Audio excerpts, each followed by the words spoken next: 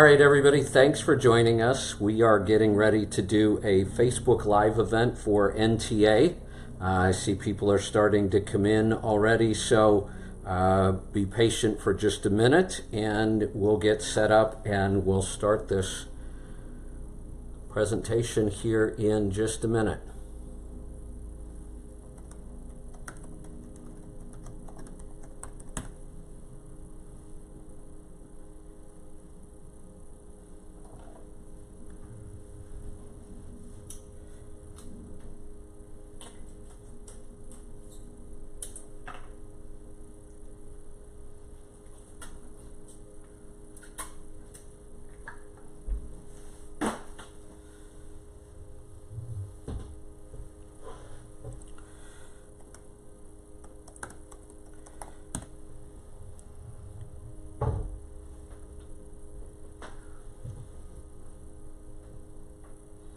All right, everybody, thanks. I see people are flocking in, and we are getting ready to get started here in just a minute. It looks like NTA's ready, so I think we can go ahead and get started.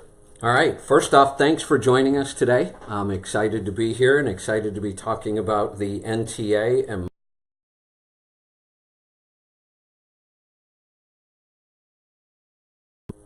before we get started on that, I want to just give you a quick background on myself and how I got here.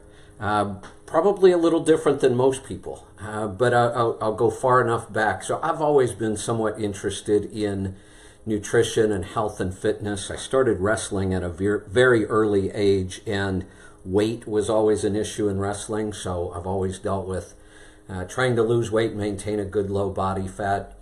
My first business was actually a gym. I opened a gym when I was 19, and then I coached a lot of club and high school wrestling. So I've been involved on the sports side quite a bit. And then I got into trucking, and I've spent the last 30 years in the trucking industry. I owned a trucking company. I owned an accounting company that worked with truck drivers, and I've done seminars and webinars and lots of training. And our training for truck drivers and what we call owner-operators, which is somebody who owns the truck that they drive, our primary business model was to supply them with business services, taxes, accounting, consultation, teach them how to get better fuel economy. Everything was built around the business side of things. And what we realized was that truck drivers don't live a very healthy life, and they don't live very long. I went back to school about a decade ago and became a certified financial planner because I wanted to help owner-operators and drivers with their retirement account. Well, then I read a statistic, and this may shock you, but this is true. The lifespan for a career male truck driver is 57 years old. So I looked at the retirement idea and thought, that's a really bad business model. Nobody's making it to retirement. And I started thinking that maybe what we really needed to help them with was their health. And we had the following in trucking, and we had the tribe, and they trusted us because we've helped them for so many years in their business. And I was getting more and more pressure from my listeners, and they were saying, look, you have to address the health issue. And when you look at the statistics for truck drivers, they are absolutely horrible. So rates of obesity way higher than the national average. Rates of type 2 diabetes off the charts. Every of the lifestyle diseases that you deal with, we deal with in trucking, sometimes at double the rate. So it is a really unhealthy lifestyle. And if you think about it, these are people that are sitting 10 to 11 hours a day. It's not easy for them to just get up and walk around the way you might be able to do if you work at a desk. They have to find an exit, get off the exit, find a place to park, get out of the truck. They will lose probably a minimum of an hour just to get out and stop and walk for a couple minutes. They have horrible sleep schedules. In fact, they have no sleep schedule. It changes virtually every day. Their access to food on the road is restaurants. We know what that's like, and it's truck stops. It's the cheap restaurants. And they have very limited space inside the truck for cleanup and cooking and storage of good food. So it really is a challenge, and we decided to take on that challenge. I had enough people say, look, you have the following, they trust you, you need to do this. And I knew a little bit about nutrition, or I thought I did anyway. Unfortunately, what I knew was the same old, outdated stuff that nutritionists and doctors were still talking about. So I thought, before I talk about this on the air, I really need to make sure I know the latest science. And I set a goal, I set a 1-year goal to read the top 100 books on health and nutrition. And I wanted it to be the latest research, not the old stuff. So I started, and I actually got through 100 of those books in 9 months. And I'm at about 150 some now. That led me to the NTA. I came across Weston Price, then I came across the NTA, and after reading a lot of the new research and seeing what the NTA was doing, I was really impressed that there was a nutritional training program that was really promoting and teaching the very latest, which is also the very oldest, nutritional advice. You know, we call it the latest, but we're just really promoting eating the way we did for thousands of years. So it's funny to call it new, but it seems new again to us. So I decided to take the course. I knew it was a big commitment, but if I'm going to help people, and if I wanted to talk about this on the air, I wanted to be trained as best as I could. So I enrolled in the Portland program. I live about 45 miles east of Portland, and I started June of 2015, I believe, somewhere in that area, and or maybe it was later in the year in 2015, graduated in June 2016 with the Portland class. And the interesting thing for me as an NTP, I know a lot of people struggle after they get the training to build their program or to build their tribe, as we refer to our followers.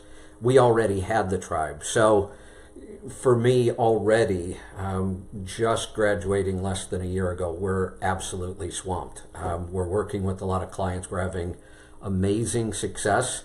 And the more I work in the NTA program, the more impressed I am. The tools that are available in the NutriQ, the software that's available, the training that's available, the webinars that the NTA puts on, the protocols that they put out, I feel absolutely empowered to help my clients no matter what they're facing. And again, the more I work with the NTA material and their software and their tools and their people, the more impressed I am at how well this really works.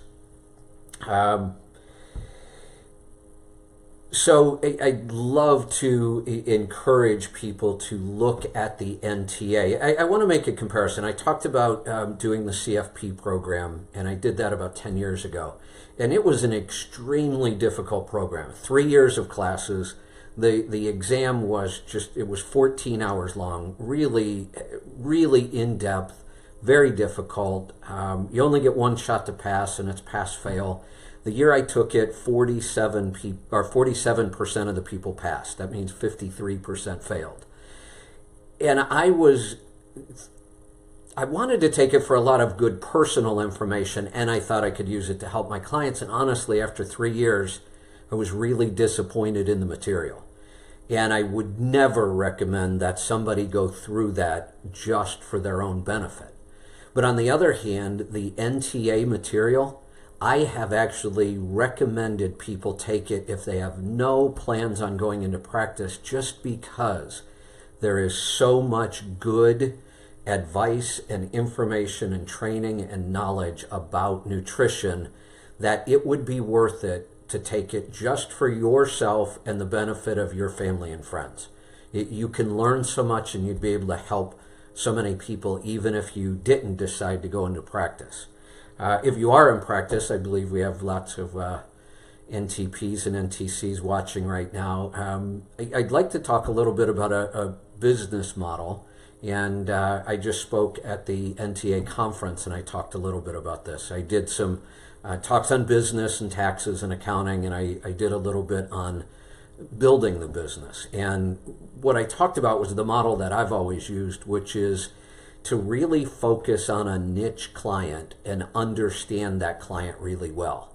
And then learn what makes them who they are and identify with them. And by doing that, you'll identify what their major issues are. For example, in trucking, obesity and blood sugar control, clearly the two tops. So those are two things I really focus on and do a lot of work in those areas because that's the client that I'm dealing with. But when you find that niche client, it makes it so much easier to really dig down deep and study what it is they are going to need and to become that expert. So I just wanted to throw in a little bit of business advice. I'm going to head back over to Facebook and see if we have any questions. I have some more material. I just want to see if there are any questions that we could cover. So if you have any questions, if you're watching and you have any questions, I see we've got a lot of people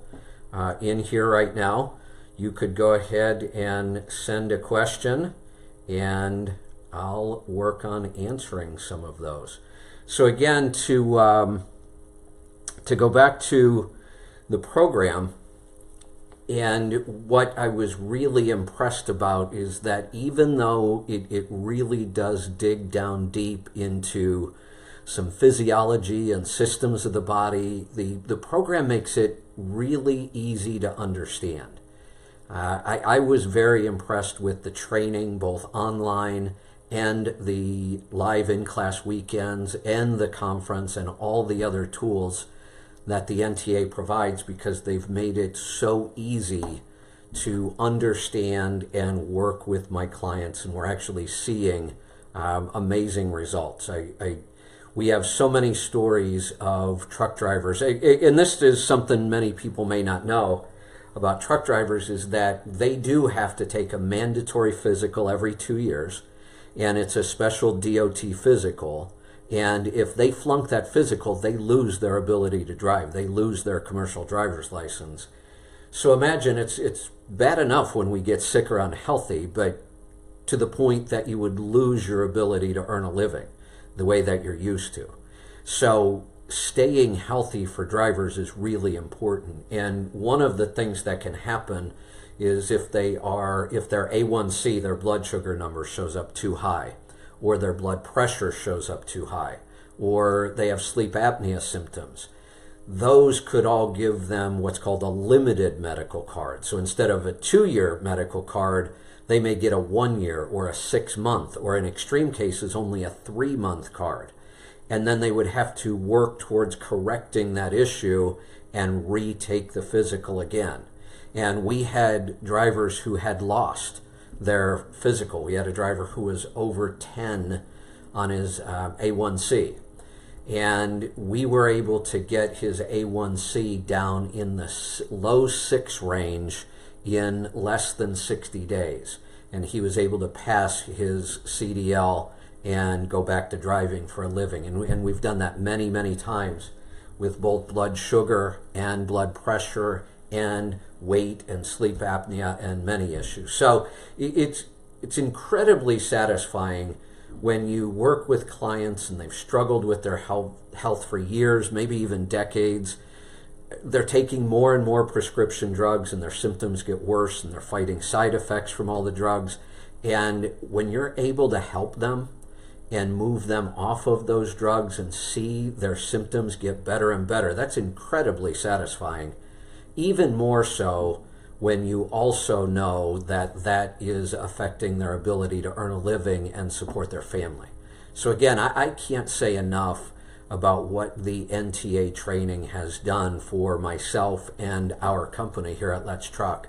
I have an employee who is finishing up her NTC right now. I have 3 listeners who are in the NTP program, and my son also just started the NTP. That's how strongly I believe in the program, and that's how often I'm referring and recommending people. So let's see if we have any questions. Boy, we have a lot, and they're kind of all over the place too. I'm wondering where I should start here. Somebody wants me to talk about the damage to the insulin receptors with too much sugar in the system and the correlation to adrenal fatigue and insulin resistance, and how to best detox while traveling. Lori, thank you for awesome questions. I could probably spend the next 3 or 4 hours on those. Let me see if we have some quick questions maybe about the program that I could answer. Let me get in and look and see. They're kind of flying by me here pretty fast. I'll just give you some comments as I'm looking. 1 month in the keto diet, amazing results. I guess I could talk about that for a second. We do use the ketogenic diet a lot. And again, this comes back to understanding our client and knowing that their two big problems are obesity and blood sugar control. And I haven't found anything more effective than a good nutrient-dense ketogenic diet to really improve both of those areas. So we work a lot with drivers and how they can get into ketosis and stay in ketosis on the road. And it's actually one of the easier diets to do when you're on the road. Really, a ketogenic diet is meat, fat, and vegetables. You can find those in almost any restaurant. So we do specialize a lot in the ketogenic diet. Let me go through and see if we have any more questions here. Let's see if we have anything about the program. Uh-oh. Looks like the live, we might have lost our video here. Somebody let me know that's watching. Send me a quick comment if you can hear me. Yes, no? Not seeing anything new. Looks like we may have lost our audio. I will continue because sometimes we get that back. We've got video back. Do we have audio? Anybody? No audio. Let me see what I can do. Oh, okay. So it looks like we've got it. All right. So we've got our audio back. And I'm looking through the questions here. A lot of comments about the ketogenic diet. Again, we do have a lot of people using the ketogenic diet. We tend to use it as a therapeutic diet, meaning that we use it to reach certain goals, blood sugar and weight goals. And once we get there, then we tend to do more of a modified ketogenic diet where we do start to raise the carb counts a little bit in order to get more nutrition. And one of the questions I had was about the low carb and adrenal fatigue. And that's one of the things we do watch for. It's easy to get into a low nutrient ketogenic diet if you're not careful. So we do really stress, even though you're very low carb and keto, you've got to look for nutrient density. So looking for things like organ meats, beef liver, sweet potatoes, and some of those that may be higher in carbs, but using those sparingly, or berries or small amounts of fruit, lots of greens, lots and lots of greens. And we like to see vegetables done cooked, raw, and fermented. You get different nutritional profiles from all three. And those are some of the things we've been able to help people with on the ketogenic diet, keeping a good mineral balance, helping with the keto flu symptoms in the startup. Let's see, best place, I think this is a question, best place to start NTC or NTP. Well, first off, head on over to the website, the Nutritional Therapy Association, and check out all of their information about getting started. The NTC is a nutritional therapy consultant, and in that program you will do a lot of your work online, and you will have a one weekend live on that one. For the NTP, which is a Nutritional Therapy Practitioner, you will do a lot of your work online, but you will have 3 weekends. And I did mine here again. I did mine in Portland and absolutely loved it. Great class we had here. Great instructors. Let's see what else we have got.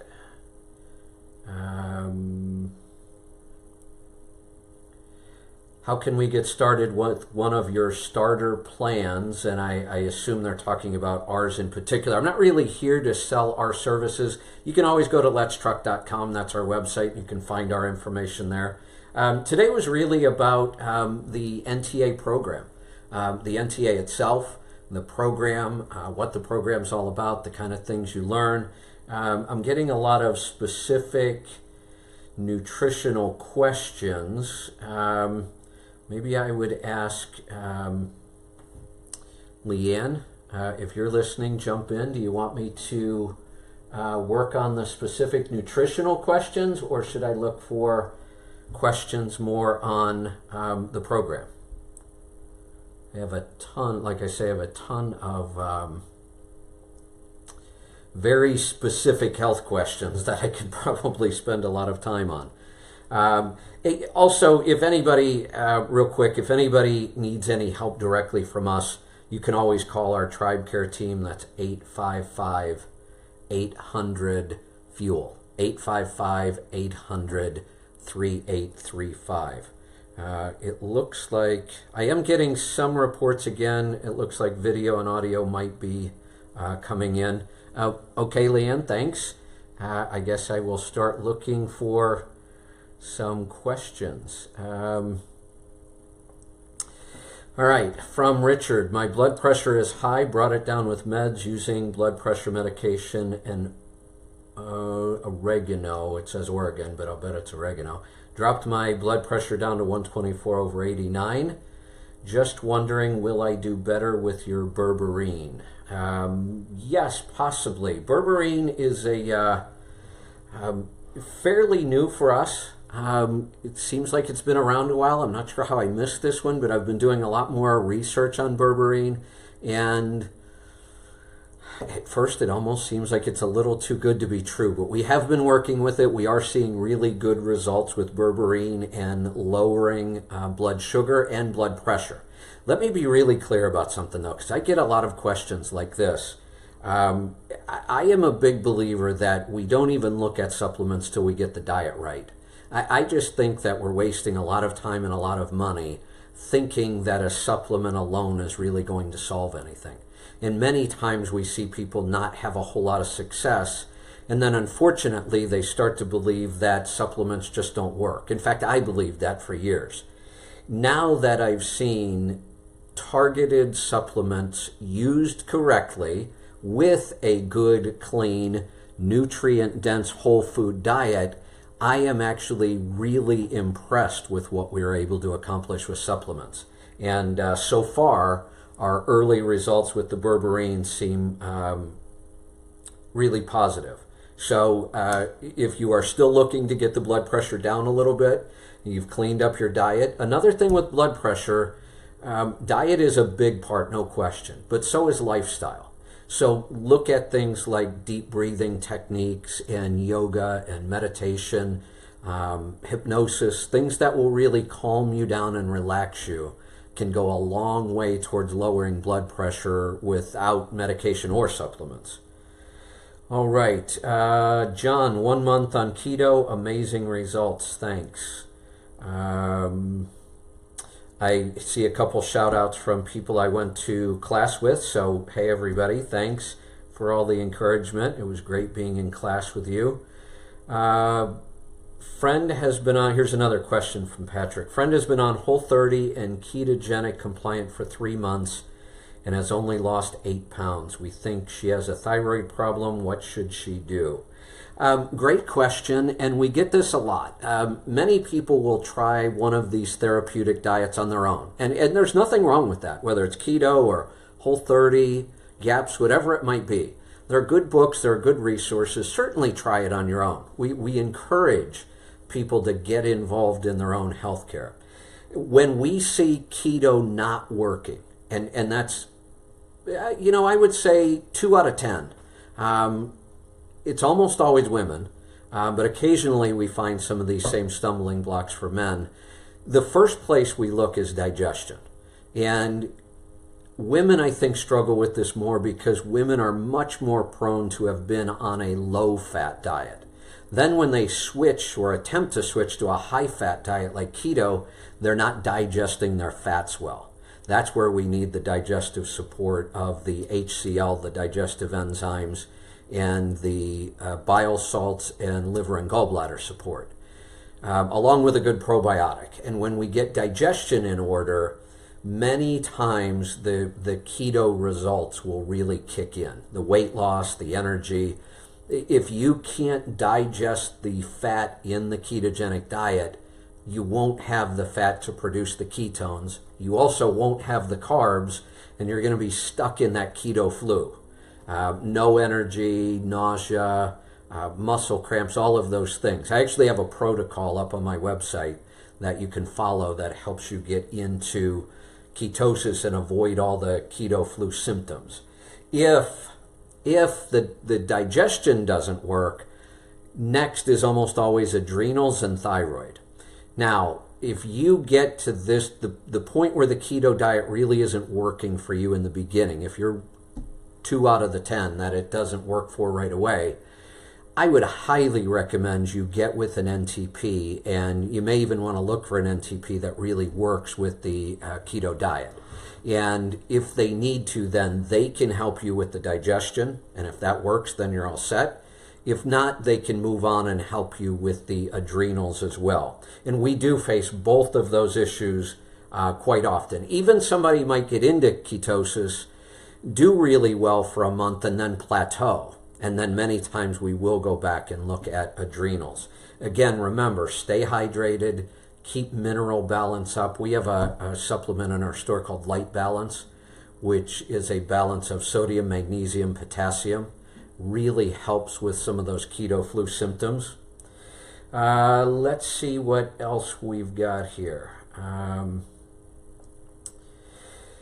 Where can I find truck-friendly meals? That's from Peter. Peter, that is something we are working on. Truck-friendly food that you can keep in your truck. We've been adding a lot of this to our store. We have some really high-quality grass-fed beef sticks from Paleo Valley. We've got some great nut butters from the F-Bomb Company. We've got monkey brittle from one of our local producers here. So we're working on that. This is one of the biggest challenges, finding good foods that you can eat on the road, and a lot of it will come down to how long you're gone and what kind of storage options you have in your truck. Beef sticks, nut butters, canned, high-quality canned seafood. So tuna, salmon, sardines, oysters, all of those are excellent sources of omega-3 and good minerals from the sea, and those are great in the truck because they have a long shelf life. They don't take up a lot of space. I'm a big believer in sardines. They're crazy nutrient dense, and they're a great food in the truck. Play around. For some people, the taste is pretty strong. One of the things you can do, I found that works really well, if you like tuna, but sardines are a little too strong, mix some of your sardines into your tuna. They taste very similar, and that will tone it down some, but you'll be able to get that nutrient density from the sardines. When you're eating out, really remember, focus on meat and vegetables. If there are vegetables growing above ground, you really can't overdo them, even on keto. I don't even count the carbs much on above ground vegetables. The ones you want to watch, anything grown underground, just watch the amounts and realize that there is no perfect keto diet or macronutrient balance. There are people who can stay in keto at 60 or 70 grams of carbs a day, and some people need to get below 20. I've even seen some people that need to get below 10. So the idea is find your level of ketosis and stay there and consume as much nutrition as you can without going out of your macronutrient balance while you're in ketosis. All right, so the calls are just flying in. We've got 165 comments here. Let's see. Okay, so there was a question about price, and I see that Rosemary got that in the comments. So thank you, Rosemary, for answering that one. Let's see. I want to read a comment here. I've been diabetic for 30 years. I am insulin resistant and was 300 pounds when my doctor put me on Trulicity. I've been on it for 3 months and have lost 35 pounds. I'm also working out 5 times a week and on a 1,700 calorie diet. I like the Trulicity, but the diet and the workouts make me feel better. I don't know how you feel about Trulicity, but it is the first thing that has helped me lose weight. Dave, I don't want to criticize anything that's helped you lose weight, but I'm not a big fan of any of these drugs.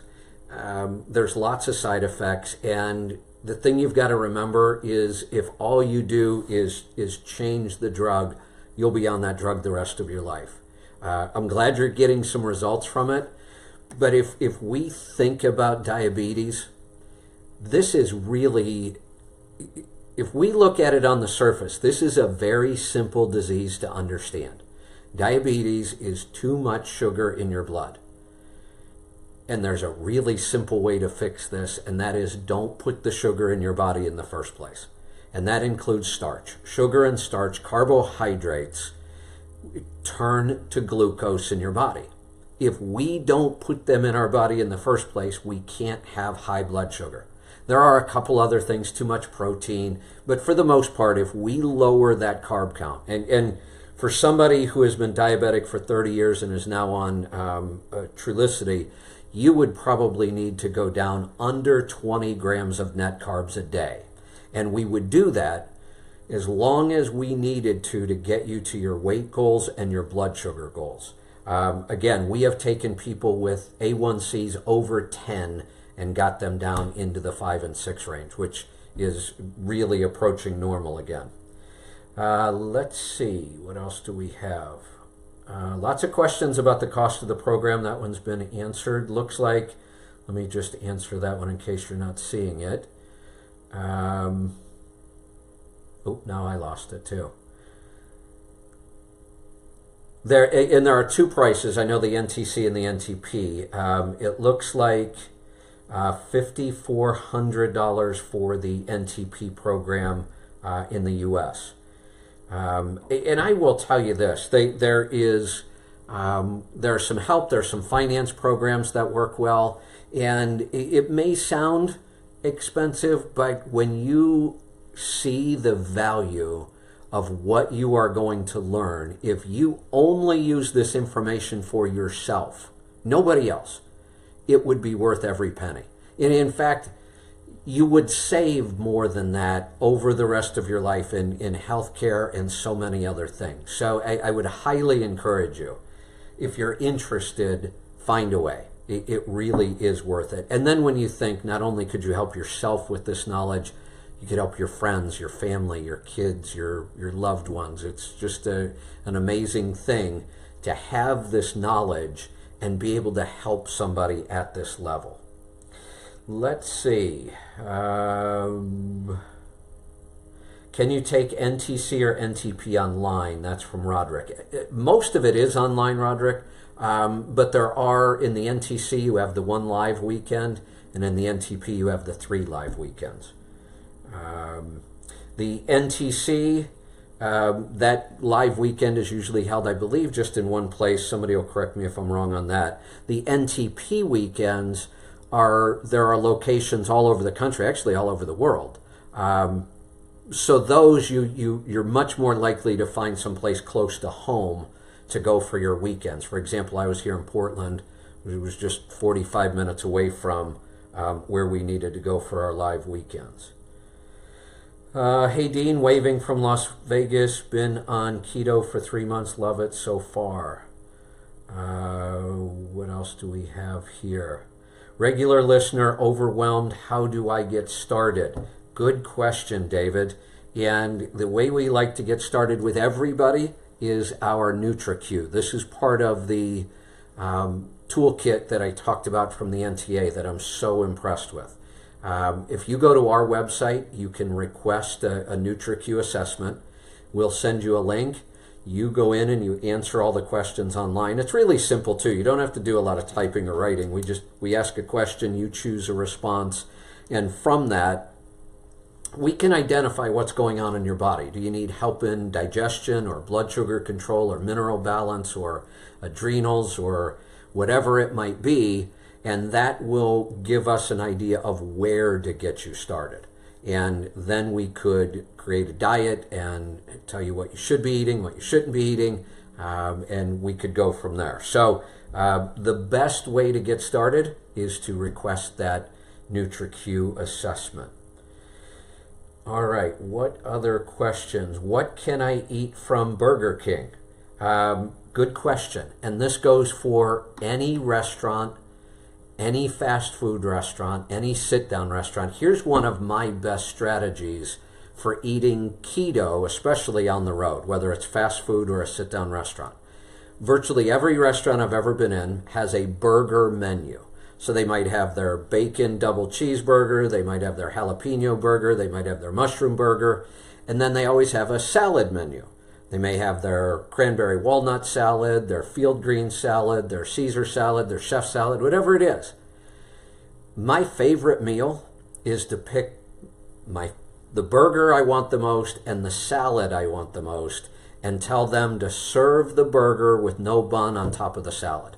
Works at every restaurant, and it has become one of my favorite meals. So when you're eating out, think meat and vegetables. Every restaurant has meat and vegetables. You just skip all the other stuff. You skip the potatoes, you skip the rice, you skip the bread and the buns and the crackers and the high carb items that are so prevalent. Skip those. Everybody has meat and vegetables, and just start thinking, how can I combine whatever meat and vegetables they offer? Throw a steak on a salad, throw seafood on a salad, order an extra side of greens. Those are great ways to eat. And again, you can even do this in fast food restaurants. Many fast food restaurants now offer their burgers as wraps or their sandwiches as wraps in a lettuce wrap. It's another great way to do it, fast food. This is from Chris. Very sick right now. Bad cold. What is safe to take? I'm at the store now. All right, Chris, let me address this because I get this type of question a lot, and I've talked to other NTPs and they do as well. One of the things that's different about nutritional therapy is we really don't address immediate symptoms and provide immediate relief. The medical community's been doing that a long time and it doesn't really work. So, and what you're asking me is human nature. Everybody asks me questions like this. They'll say, I'm really having this symptom, what can I eat? Or what supplement can I take? And my answer is always the same: nothing. Again, going back to the supplements, if you have a horrible diet, forget the supplements. They're probably not going to work. And any of the over-the-counter medication I wouldn't want you taking. Honestly, my best advice is suffer through it and then work on your diet. Get your diet clean. Go through the NTP process. Do the NutriQ. Let's identify what systems of the body aren't functioning properly, and let's address that through nutrition and some targeted supplementation. And what I've found is the more you do this, the less you're going to get sick, the less symptoms you're going to have. You're not going to have to ask the kind of questions, I have this symptom, what do I do? But my approach is, I just don't deal with individual symptoms like that. I don't see a whole lot of effectiveness in doing that. But again, I get those kind of questions all the time. Let's see what else we've got here. Boy, they're just flying in. This is from Andrea. Hey, Andrea. It says, hey, Kevin. Just lost it. Where'd that go? They're coming in so fast I can't keep up with them. Hey, Kevin. Hello from another NTP. also use keto with my clients. Love your work and the way are you shifting the paradigm. What's your opinion of fasting? Andrea, great question. I am a big believer in fasting. I think you have to find a fast that works well for you. And what I mean by that are there are lots of different methods that we can fast. I think they're all beneficial. I really don't like multi-day fast. That's just for me. I think they're very beneficial. I don't seem to tolerate multi-day fast really well. With a busy schedule and a lot of work and traveling and radio shows and everything I do, I have a hard time with multi-day fast. So what I tend to do, and I do it really regular, I'm pretty strict about this, I do a 18-6 daily fast. And what I mean by that is I will concentrate all of my food into noon to 6 p.m. Every once in a while I'll eat outside of that window, but not very often. So I may do some bulletproof coffee or some bone broth in the morning, which carries me through to lunch, and then maybe at noon or 1 o'clock I'll eat a big meal, as much as I want. Lots of meat, lots of fat, lots of greens. And that may be my only meal for the day. I may snack the rest of the day. I may eat a higher carb food right at the end of my window. That tends to help control blood sugar throughout the night and improve sleep. But I focus my food into that 6-hour window every day, which means that I'm fasting 18 hours every day. That works really well for me. I do know people that can do 2 and 3 and 4 day fasts, and they feel great. I find that I can do those if I'm not feeling well. For example, if I've been eating out when I travel a lot, if I end up eating out too often, I can feel it. And at that point, my body will almost tell me it's time to fast. And then I may do a 24 or 48-hour fast. And that tends to kind of get me back into ketosis and I start feeling better. So a great book on fasting that I learned a lot from is the book that just came out by Jimmy Moore and Jason Fung on fasting. That was a great book. What is ketosis? Oh, good question. I guess I blew right over that. When I refer to a ketogenic diet or being in ketosis, we call it that because your body can use 2 different forms of energy. It can burn glucose for energy, or it can burn fat for energy. There are a lot of people who believe that fat should really be our primary fuel, and it was for a very long period of time when we were hunter-gatherers. It was much more likely that we were in ketosis. We're born in ketosis, and if a baby is breastfed, they tend to stay in ketosis. It's only when we start eating the standard American diet that we become sugar burners. Your body will always burn the easiest source of energy first, and that's glucose or sugar. So as long as there's sugar present, your body will burn it. And then if you replenish it, your body will burn it again, and it will keep storing fat. That's why we keep gaining weight. That's why we need to eat every couple of hours, because glucose is a very fast-burning fuel. Glucose is like putting paper on a fire. It burns very hot and very fast. But take a piece of fat wood and put it on a fire, and it burns very, very hot, and it burns very long.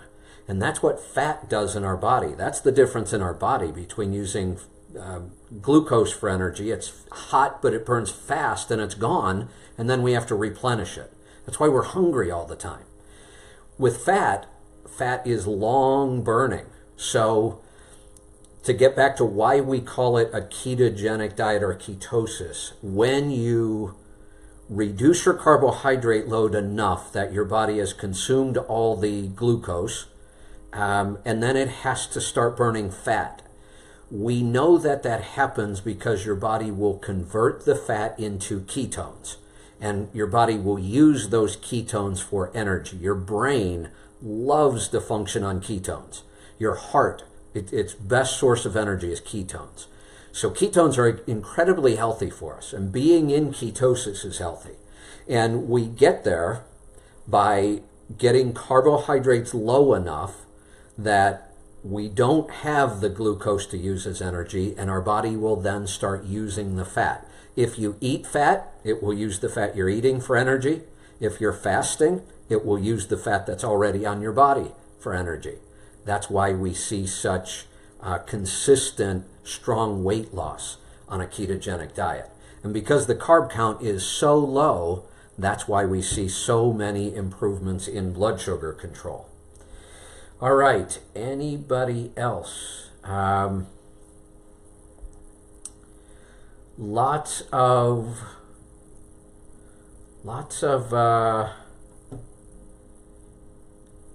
comments, great comments too, about people doing really well. Let me see, Amy, I've got a question here from Amy. May I ask your take on homemade kefir with a keto diet? I like it. I like it a lot. I like a lot of fermented foods with keto. So fermented vegetables are awesome. There are some carbohydrates in vegetables. When we ferment them, that number goes even lower because we convert the natural sugar in vegetables to the lactic acid, which is part of the fermentation process. It also releases a lot of nutrients.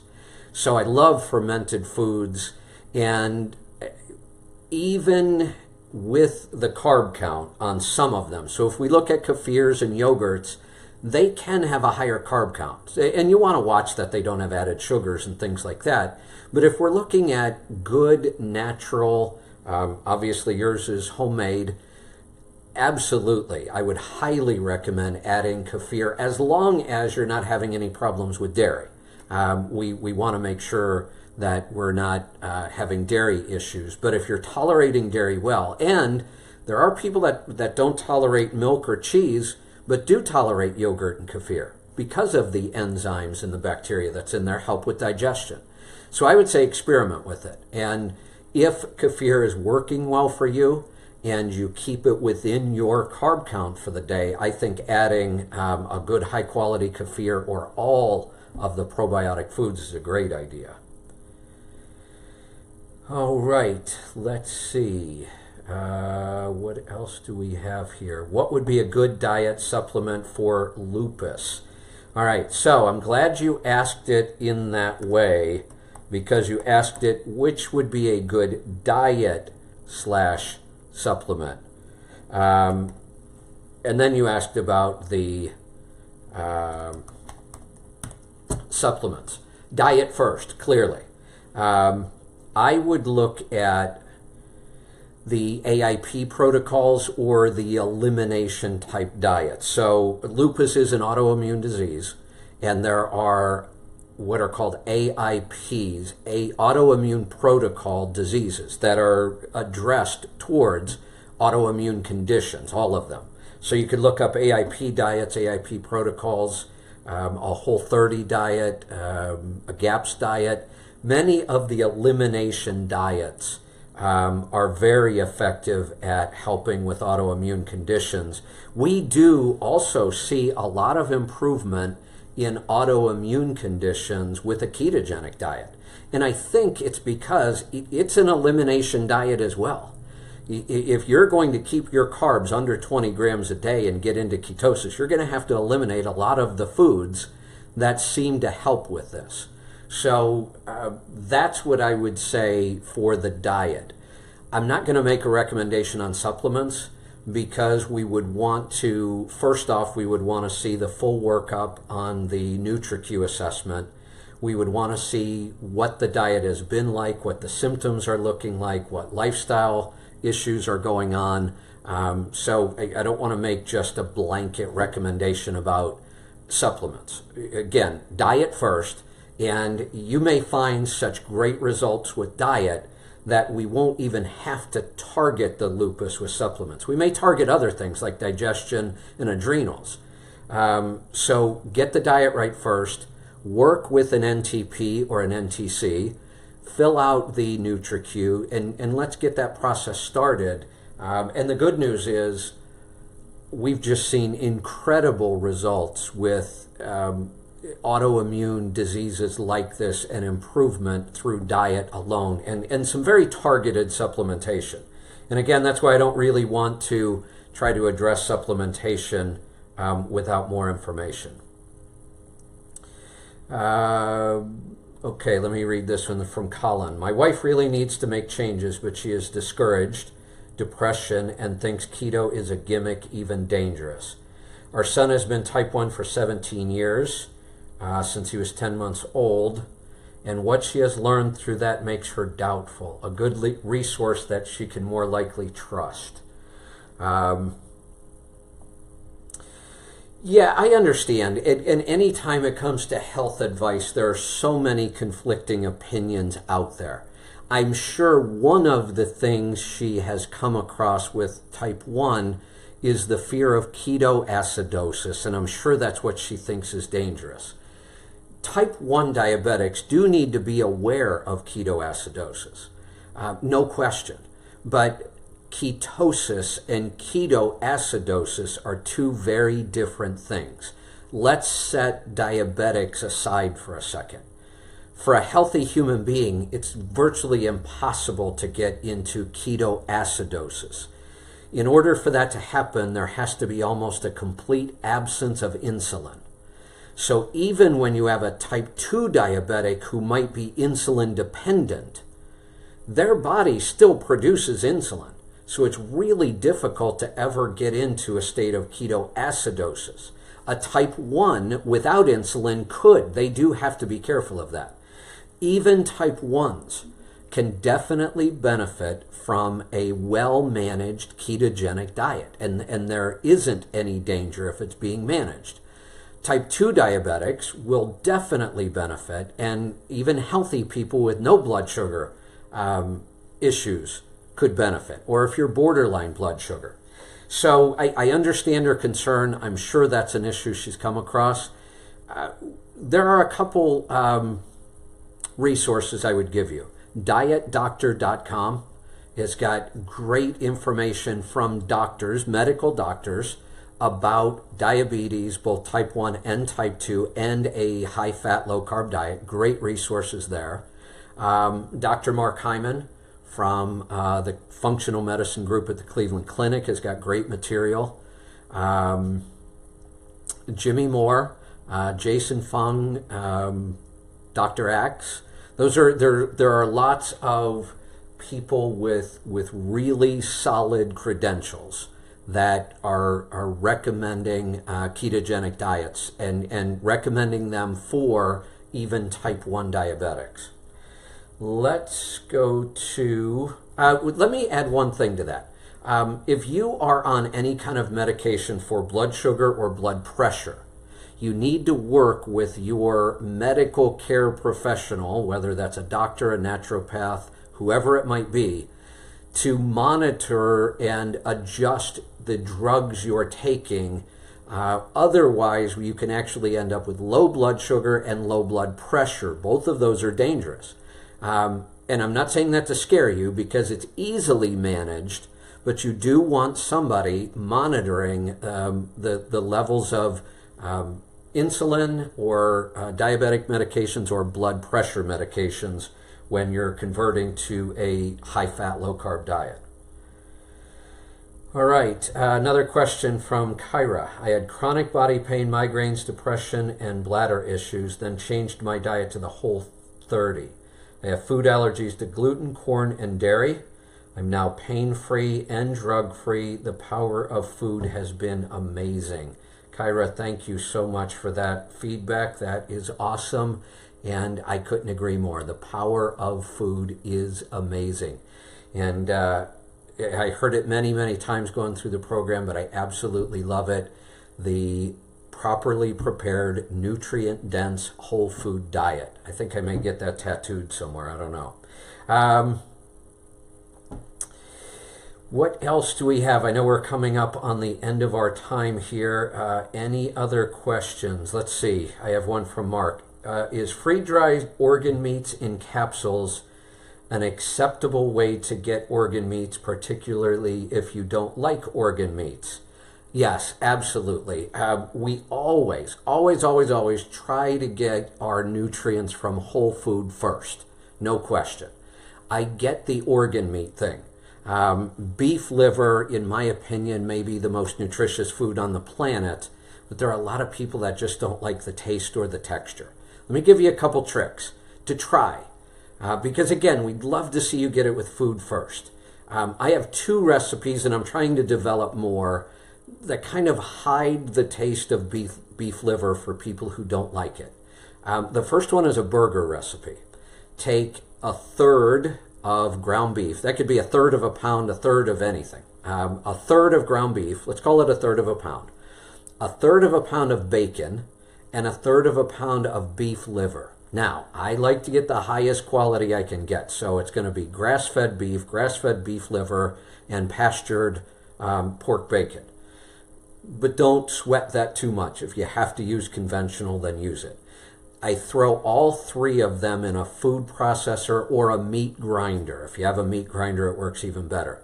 And I create my own burger mix. Third burger, third bacon, third liver. It's one of the best burgers you'll ever taste. And we're getting that nutrient density from the liver. Another one that I found is take any chili recipe that you like. A really good chili. And if it's got ground beef or shredded beef or whatever it has, fry some liver, pan fry some liver in butter, of course, and dice it up really fine and put it in the chili. And that's another really good way to hide it. If you just can't seem to, there are also some beef sticks on the market that have some liver, and I believe Epic has beef and liver bites, and they're pretty darn tasty. They don't taste like liver. That's another option. Then we do have the desiccated organs, and I do take those. So that would be an option. That is still better than not getting those nutrients at all. We always want to get them in food first. If we have to, we will supplement to get them. And I believe that's actually one of the really good supplements, because it's pretty much just the product freeze-dried and put into a capsule. And liver is so nutrient dense. Here's another way. I know this one really freaks people out, but take frozen liver and run it across a cheese grater, and you only need now this is raw liver, by the way. It's raw frozen liver. Grate it on the fine side of a cheese grater, and you only need about a tablespoon. Take a little bit of lemon or hot sauce or any condiment to kind of help you get it down. And if you took a tablespoon of grated liver like that a day, doesn't seem like much, it's pretty easy to get down, you're still getting a lot of really good nutrition. And raw liver, by the way, we know all the nutrients and enzymes are intact. I believe the rule is that you should make sure the liver's been frozen for 10 days. And that will eliminate the issue of any kind of parasites. What else do we have here? I think... Leanne, I'll ask you to jump in there on the messages. Anything else you want me to do? I see that we're out of time. I'll look for some more questions here while I'm waiting on some direction. And by the way, while I'm waiting on that and wrapping this up, I just want to say thanks to Leanne and Jessica and everybody else over at NTA for inviting me to do this. I really appreciate it. I feel like I've been so welcomed into the NTA, like it's just a big, happy family. And I've only been out of the program for less than a year, and I've already been invited to speak at the annual conference. I had a ball there, met great people, and now doing the NTA live event here has been fantastic. So again, Leanne, Jessica, everybody at NTA, thank you for having me. And thanks, it looks like we had awesome turnout here, over 200 comments and great questions. So thanks everybody. Head on over to the NTA page here on Facebook. Check out their information. Go to nutritionaltherapy.org, their website. And again, I highly encourage you to take a look at the program. Even if you never want to be a practitioner, the amount of good you could do for yourself, your family, your friends, your loved ones would be awesome. Again, thanks, and we'll see you next time. I'm Kevin Rutherford.